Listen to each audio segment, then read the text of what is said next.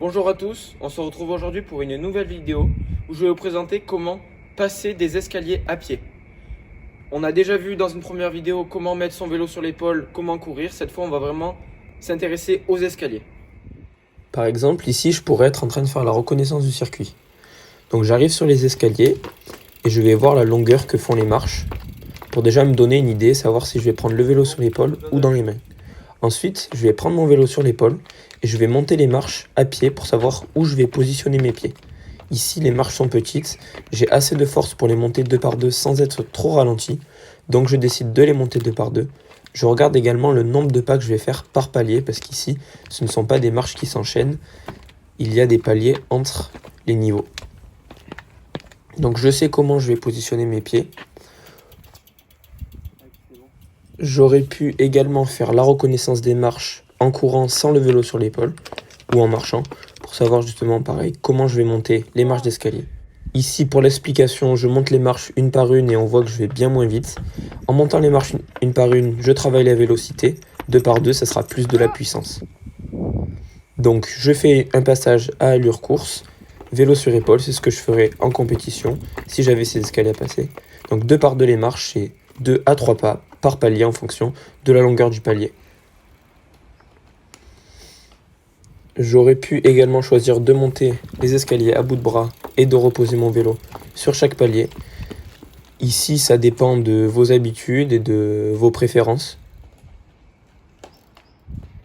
Je conseille de prendre le vélo sur épaule pour plusieurs raisons. Déjà, on a une main libre pour pouvoir courir ou se rééquilibrer en cas de déséquilibre. De plus, le vélo sur épaule ne nous gêne pas, on peut courir et se concentrer uniquement sur les marches. Préparez-vous également à descendre le vélo de votre épaule avant d'être arrivé en haut des marches pour pouvoir le poser de suite après avoir fini de monter les escaliers. Sinon, vous allez faire des pas en plus et donc utiliser plus d'énergie. Sur le circuit national de Besançon, on a 2 types de marches, des rondins et des planches plus ou moins espacées.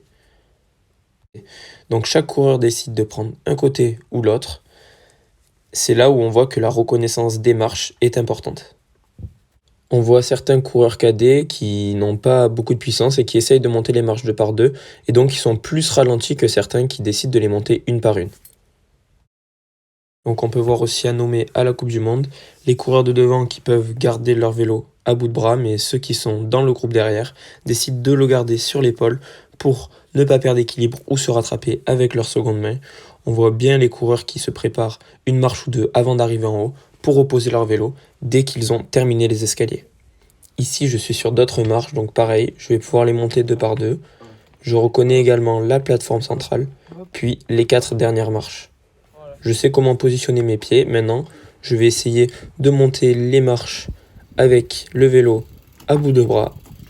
Donc ici, c'est pas très pratique parce que la deuxième partie des marches est très resserrée. Je risquerais de taper mon vélo dans le mur d'en face. Donc pour ça, je vais prendre du coup mon vélo sur épaule. Et ici, j'ai une rambarde sur l'intérieur qui va me servir pour à la fois me tenir, tourner et ne pas trop perdre de vitesse.